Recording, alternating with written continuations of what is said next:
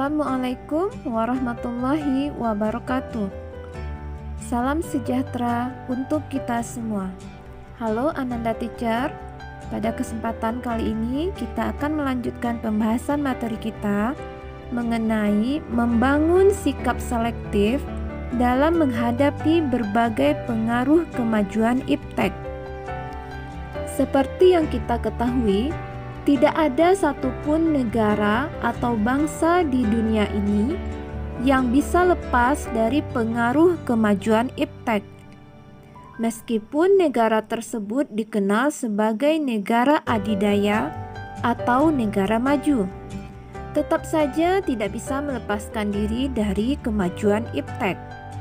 Terlebih lagi Indonesia yang baru disebut sebagai negara berkembang.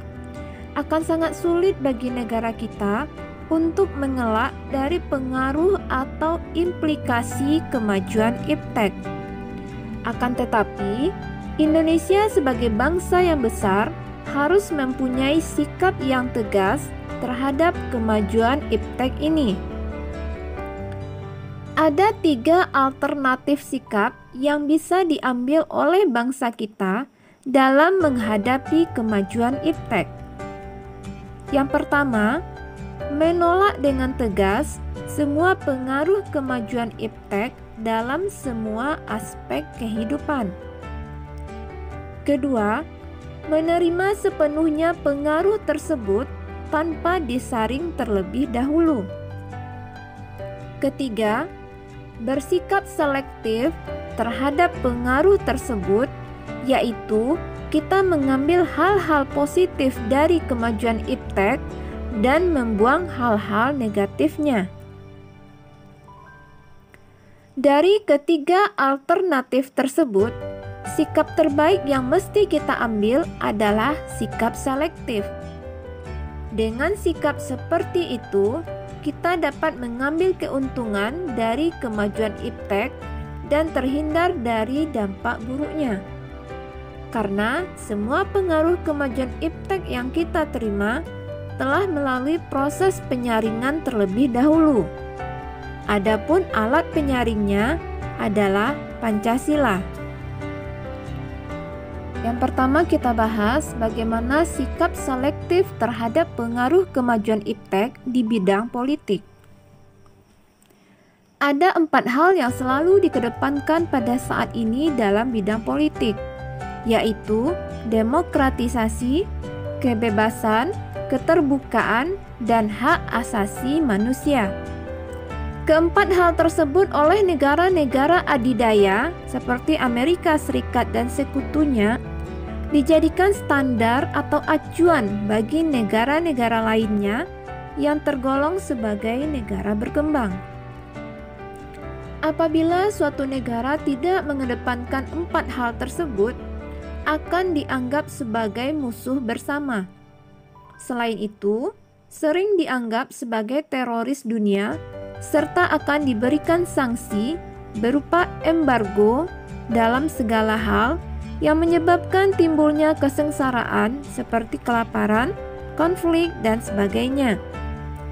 Sanksi tersebut hanya diberlakukan kepada negara-negara yang tidak menjadi sekutu Amerika Serikat. Sementara sekutunya tetap dibiarkan meskipun melakukan pelanggaran.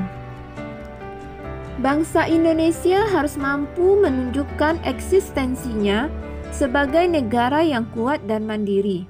Untuk mencapai hal tersebut, bangsa Indonesia harus segera mewujudkan hal-hal sebagai berikut. Yang pertama, mengembangkan demokratisasi dalam segala bidang. Kedua, mengaktifkan masyarakat sipil dalam arena politik. Ketiga, mengadakan reformasi lembaga-lembaga politik agar menjalankan fungsi dan peranannya secara baik dan benar. Keempat, memperkuat kepercayaan rakyat dengan cara menegakkan pemerintahan yang bersih dan berwibawa. Kelima, menegakkan supremasi hukum. Dan yang keenam, memperkuat posisi Indonesia dalam kancah politik internasional. Selanjutnya, sikap selektif terhadap pengaruh kemajuan iptek di bidang ekonomi. Sistem ekonomi kerakyatan merupakan senjata ampuh untuk melumpuhkan pengaruh negatif dari kemajuan iptek dan memperkuat kemandirian bangsa kita dalam semua hal. Untuk mewujudkan hal tersebut, perlu kiranya segera diwujudkan hal-hal sebagai berikut. Yang pertama, sistem ekonomi dikembangkan untuk memperkuat produksi domestik. Pertanian dijadikan prioritas utama. Industri-industri haruslah menggunakan bahan baku dari dalam negeri.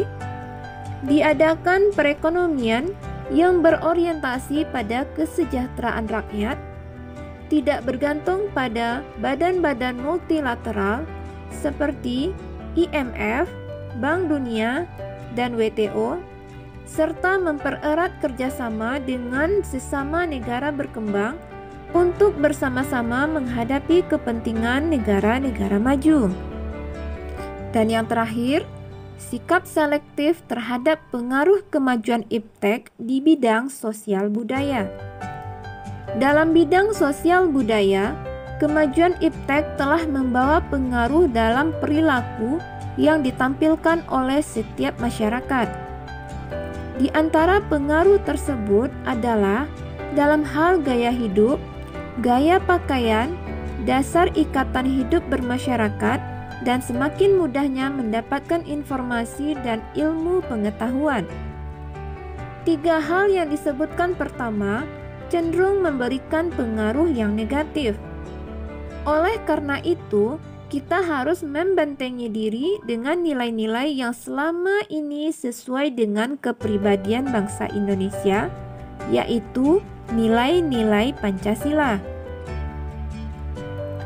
Agar hal tersebut bersifat positif dan dapat diserap ke dalam budaya kehidupan kita sehari-hari, maka kita perlu mengusahakan perubahan nilai dan perilaku, antara lain: pertama, terbuka terhadap inovasi dan perubahan. Kedua, berorientasi pada masa depan daripada masa lampau. Ketiga, dapat memanfaatkan kegunaan iptek. Keempat, menghargai pekerjaan sesuai dengan prestasi. Kelima, menggunakan potensi lingkungan secara tepat untuk pembangunan berkelanjutan. Dan yang keenam, menghargai dan menghormati hak-hak asasi manusia. Nah, Ananda Teacher, sekian dulu pembahasan materi kita pada hari ini. Terima kasih atas perhatiannya dan sampai jumpa pada materi berikutnya.